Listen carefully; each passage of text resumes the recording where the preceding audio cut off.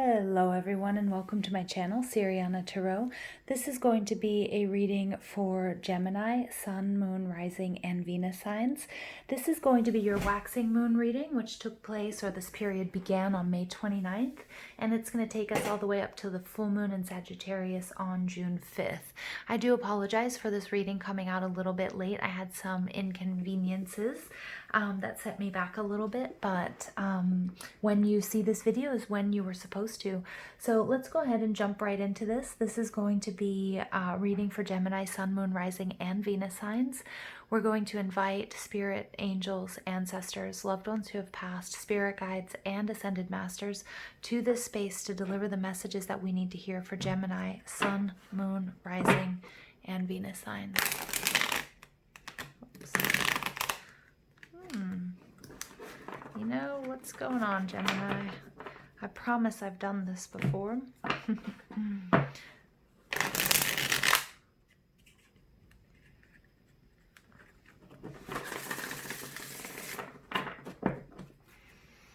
Messages for Gemini, Sun, Moon, Rising, and Venus signs.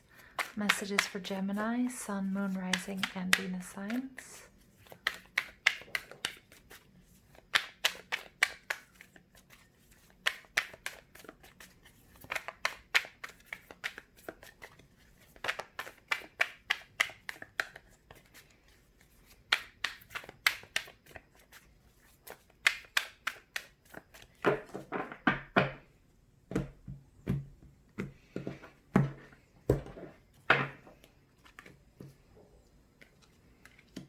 Ooh.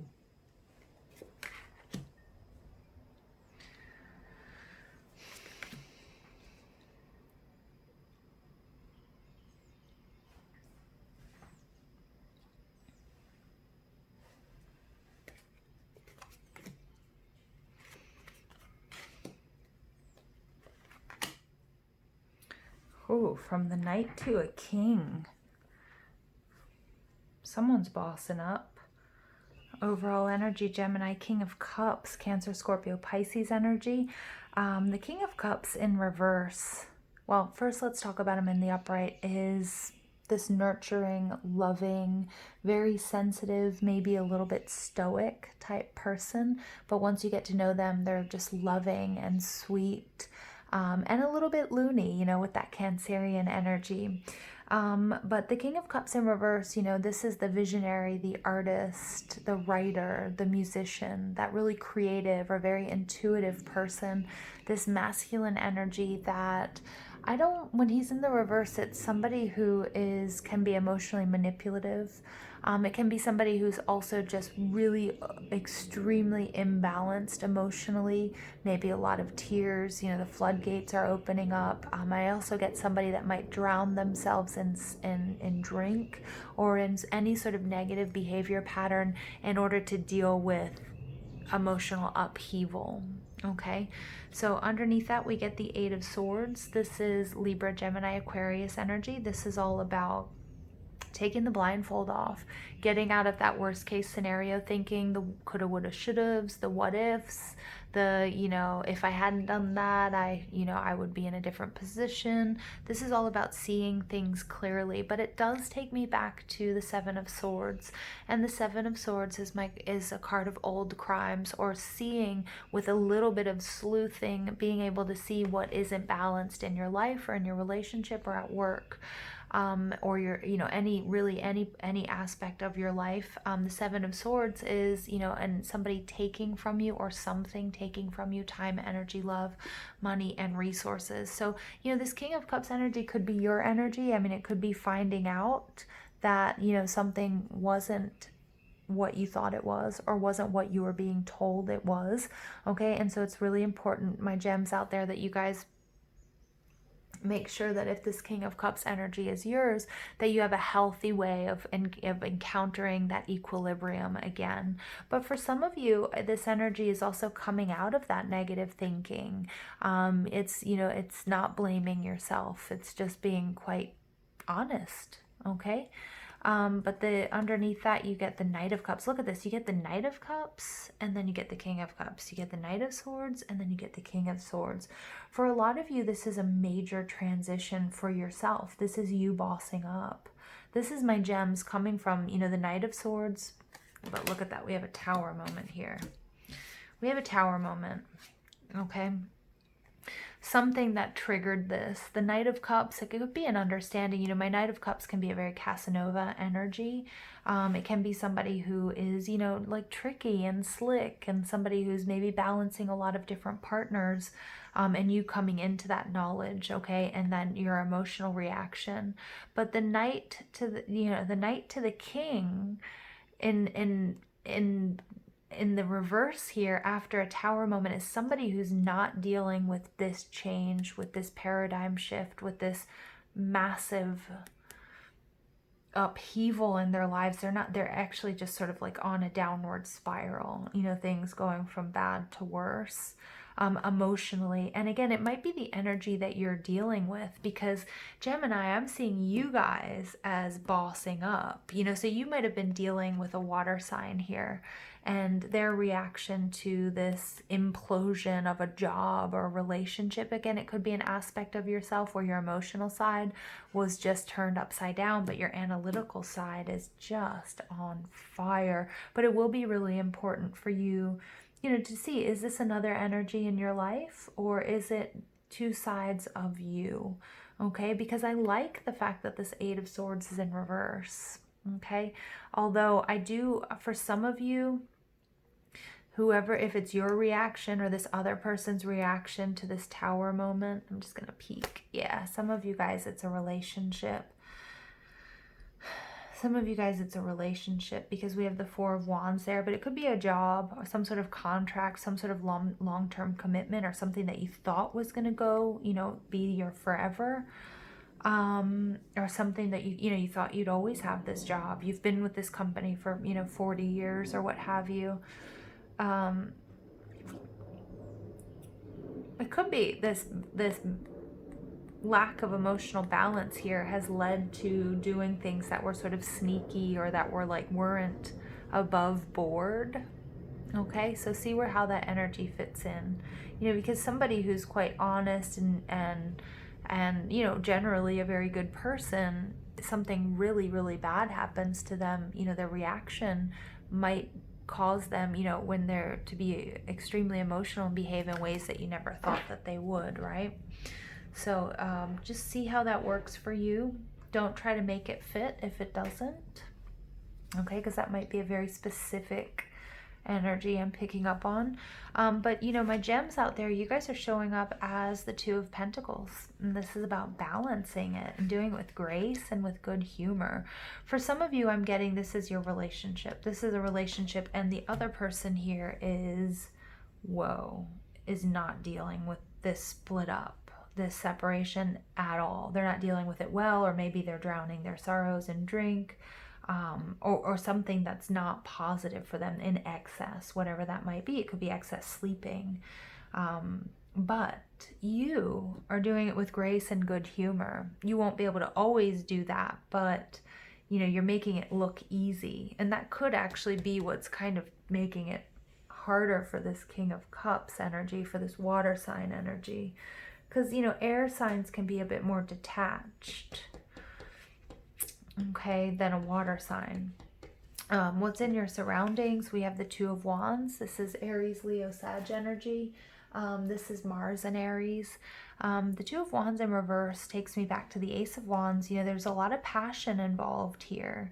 And yeah, we see that here with that, all that water emotional energy. But there's a need for planning. You know, it's really hearkening back to the fact that, you know, that don't be too impulsive. Okay, or somebody around you might be extremely impulsive. That's not a traditional reading of the Two of Wands. That's just a message I'm getting. Because there is so much passion involved. There is so much. Okay. But what's blocking you or this situation? Well, first of all, there's a big blessing coming into you, and for some reason you're not looking at it. You're not seeing it, or you're rejecting it. Again, could be this water sign energy. Could be that, you know, you don't want what they're, you know, you don't want what they're offering. But Spirit is saying that it is important, you know, that I think this is like a lack, it's like not a lack of emotion, but it's being emotionally detached, which I guess would be a lack of emotion, just in my wacky way of trying to speak English today. But the Four of Cups energy is like being emotionally detached, and I feel like Spirit's warning you of making sure that you really do heal and process what's going on. Because I get that you're making it look easy, and that's, you might be sweeping, you might be at risk for not healing this situation. Or, I mean, we all deal with trauma, or we all deal with breakups, or we all deal with change in a lot of different ways. But you do have to process those emotions, okay? And if you don't, they're going to come back in a big way, and it won't be positive if you just try to sweep them, you know, sweep those emotions under the rug. Yeah, and the dog. Totally confirming there. I do apologize, you guys.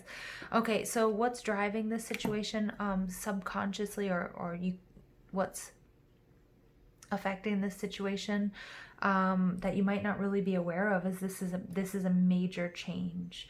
This is all of our fixed signs: Taurus, Scorpio, Leo, and Aquarius. So you're flanked, well, you're not flanked, you have Aquarian energy above and below you. So you might have Aquarius in your chart, you might be dealing with an Aquarius. But you know, Aquarius is this card, and as a sign of detachment. You know, they're also very humanitarian. You know, I used to always wish I could be an Aquarius. I think I don't have any real Aquarius in my chart. I remember thinking that would be so cool. And that's kind of one way to sort of describe Aquarians. You know, they are cool, and not in a negative way. You know, but they just know so much. They deal with stuff in this way that makes everything look easy, makes transition look really easy.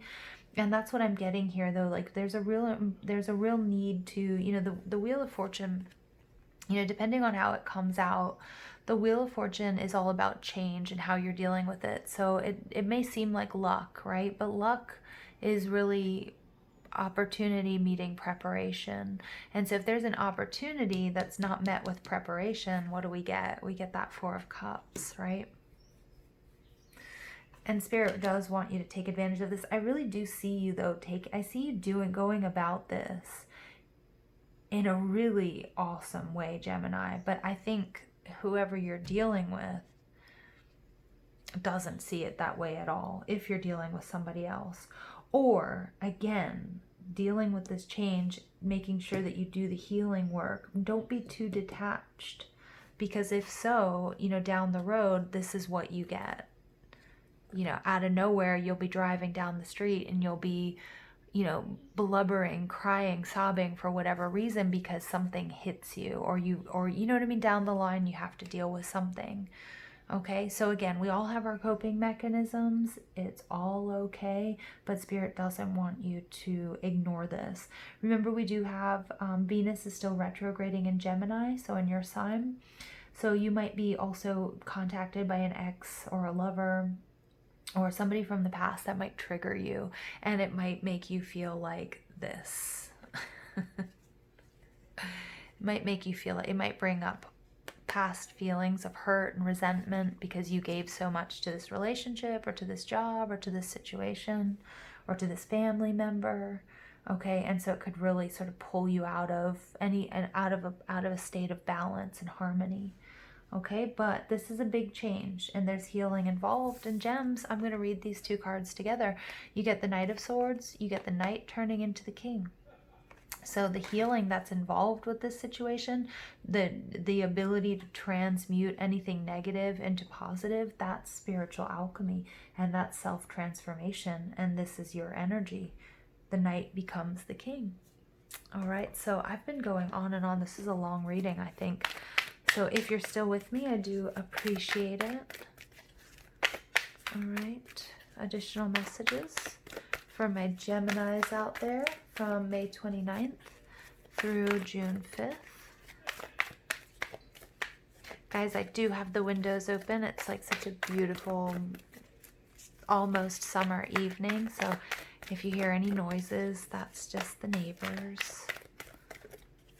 Okay, door to romance. So for many of you, this was or is a romantic situation. 33 is our master teacher number. But, you know, it's all about what I was talking about, transmuting that energy. Because 33 is about life is always trying to teach us something. But maybe there's something now you can teach others. And that's this knight becoming a king. And that's about truth. That's about authenticity. That's about having gone through the ringer and then stepping into your own authority because of it. Okay, and because of the healing. First chakra, Archangel Michael.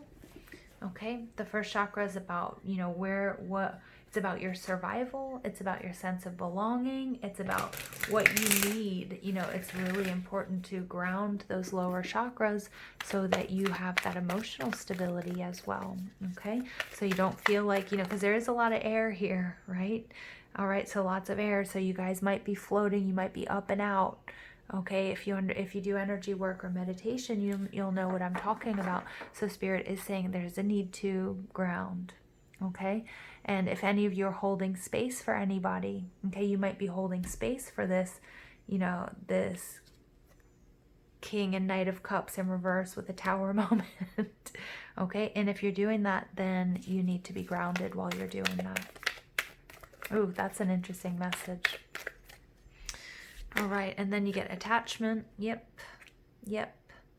So again, you're either going to be triggered and have to do some shadow work, or you're doing this healing and you're making it look really easy, but there's an energy that's around you, okay, or that was around you, but that may still be connected to you, that you need to detach from. Okay, so you guys know I'm a big advocate of cutting cords, and there's some meditations that you can do, and then also if you know any healers, working with a good healer that can do that for you, or energy worker, light worker can do that for you as well. Okay, and then you get man holding a coin. Interesting. So this is that earthy energy coming out. So this is about where you're investing. Where are you investing your time, energy, love, and resources? Healer of the ages, lots of healing going on, Gemini. Lots of healing. All right. But I like the man holding a coin because I think it's like it is that grounding that I was talking about with that root chakra. Okay, pay attention to your Earth Star chakra, you guys. Especially if you've been doing a lot of astral traveling and meditating, if you've been going all over the place, who have you been visiting in the dream space in your meditations? The need for grounding. And maybe somebody also who's coming in to help you with this. Could be a friend, it could be a new love, could be a teacher. Keep picking that up. Okay, you get coherence. The frequency of coherence supports our ability to harmonize the frequency of the heart with the frequency of the mind for an optimal ability to create the reality that we desire. All right, so thank you, Spirit. Beautiful. Heart, Knight of Cups, King of Cups, mind, Knight of Swords, King of Swords, needing to harmonize those. Work with your, this is about aligning your heart and your mind and finding that balance.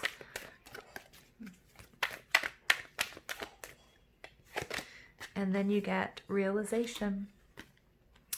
The frequency of realization supports the internal process of becoming aware of our heart-centered truth, as well as the external process of becoming our highest expression in the world. You know, it's so funny, I was about to say that the throat chakra and the heart chakra. Hoo-wee! And that's what this is. This is, expressing yourself, becoming your highest expression in this world. That's what this process is, you guys. Okay, this is really nice. This is not easy work. For some of you, you're not dealing with another person. This is you balancing heart and mind. And there's something that's triggered you, making you feel out of balance. Your survival instinct here is kicking in. Okay, Maybe it's, you know, the survival of a certain relationship or your job or your family, okay, or just yours, you know. It's happening to a lot of us all over the world at the moment. Final message for Gemini, Sun, Moon, Rising, and Venus signs. You get the Hunter. Oh, look at that. Whew. The Hunter. Number 27. So I'm going to read from the book. This is The Mystical Shaman Oracle by Alberto Villoldo, Colette Baron Reed, and Marcela Lobo.